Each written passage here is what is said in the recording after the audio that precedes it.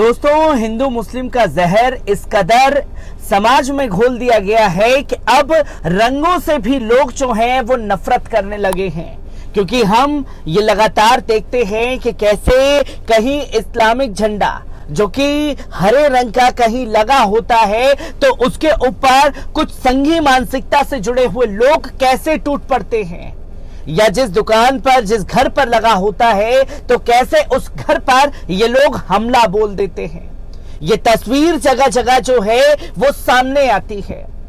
और यही अगर बात की जाए भगवा रंग की, तो भगवा रंग का इस्तेमाल कुछ संघी मानसिकता से जुड़े हुए लोग सामने वाले को डराने के लिए अब करने लगे हैं, जो कि हमने खासतौर पर देखा हिजाब मामले में, जो भगवा रंग लेकर के भगवा गमछा पहन करके अपनी ताकत का मुजाहरा करते हुए दिखाई दिए।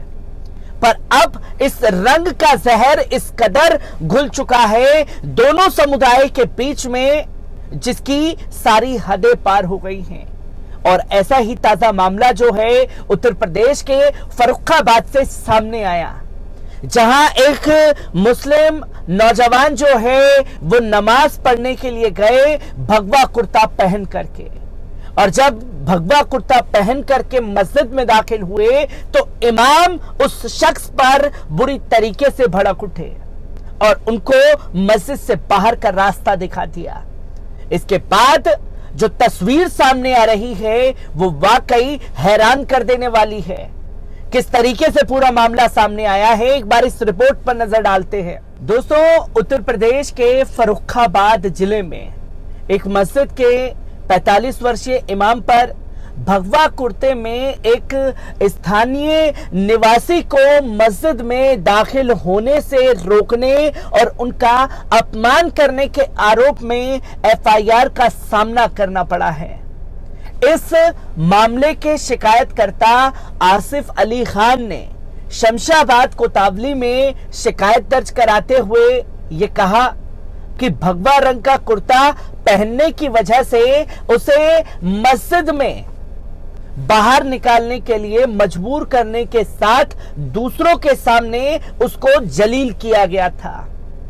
टाइम्स ऑफ इंडिया में प्रकाशित रिपोर्ट के मुताबिक यह मामला मोहल्ला कोटा स्थित जामा मस्जिद के इमाम का सामने आया है, जहां उनके खिलाफ थाने में मुकदमा दर्ज कराया गया है।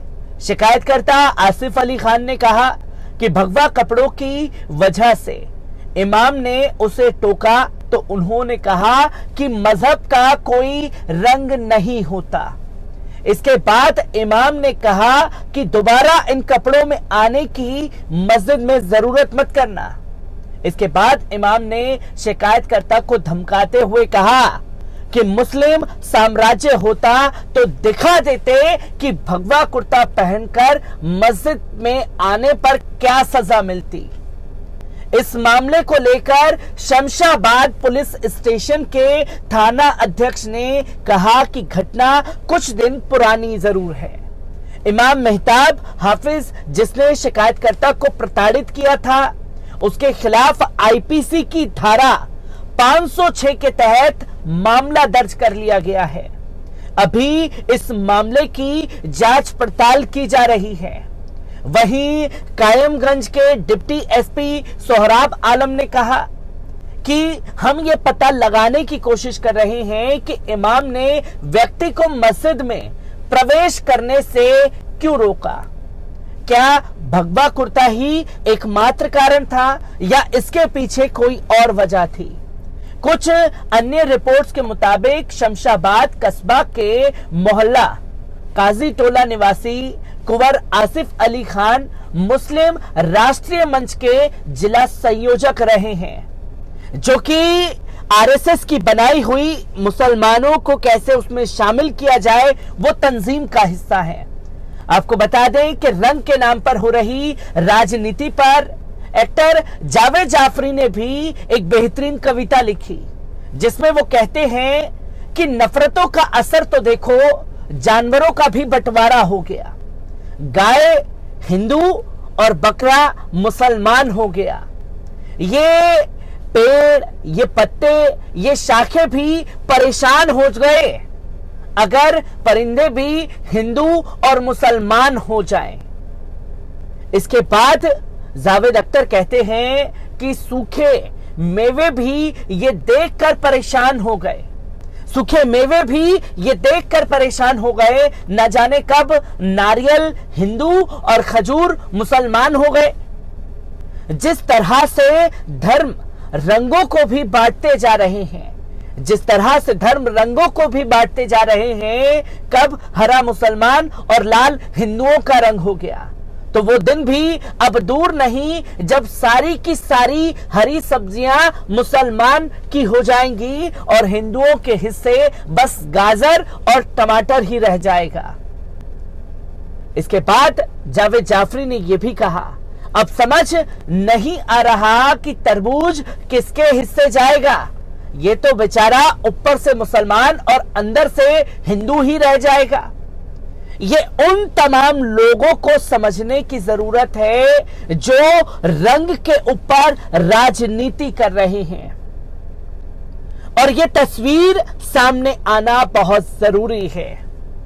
जहां मुस्लिम राष्ट्रीय मंच, जो कि आरएसएस से जुड़ी हुई तंजीम है, जिसमें तमाम बड़े बड़े दानिश्वरों को शामिल किया जाता है, दाढ़ी टोपी दिखा करके बड़े बड़े मोटे पेट वालों को उसमें शामिल किया जाता है, और ये दिखाया जाता है कि साहब देखिए कि आरएसएस कितनी बढ़िया तंजीम है, मुसलमानों को साथ लेकर के चल रही है।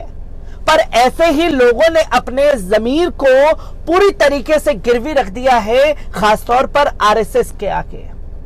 अब जो फर्रुखाबाद का मामला सामने है, उन पहलुओं पर भी बात करनी चाहिए जिसके बारे में गोदी मीडिया नहीं बताना चाह रहा। तमाम वेबसाइट तमाम चीजों को खंगाल करके देखा तो इमाम को कट्टरपंथी घोषित कर दिया। ये एक विचारधारा से जुड़े हुए लोग हैं जो भगवा रंग से नफरत करते हैं, पर असल में इसकी असली वजह जो सामने आई है वो है आरएसएस से उनका जुड़ा होना, जो वहां के मुसलमानों के खिलाफ लगातार जहर उगलने का काम करते रहे हैं। इन तमाम चीजों को तलाशने की कोशिश पुलिस द्वारा जारी है, और किस तरीके से तस्वीरें सामने आएंगी वो भी लोगों को जानना बहुत जरूरी है कि कैसे आरएसएस के इशारे पर कुछ लोग ऐसी हरकतों को अंजाम देते हैं जिसके वजह से सामने से एक रिएक्शन निकाला जा सके, और फिर यही रिएक्शन को दिखा करके पूरी मुस्लिम कौम को बदनाम करवाया जा सके। पर आरएसएस की चाल को तमाम लोग समझने लगे हैं और समय समय पर इसको मुंह तोड़ जवाब भी दिया जा रहा है। हर एक तस्वीर से आपको रूबरू कराता रहूंगा। दीजिए इजाजत, शुक्रिया।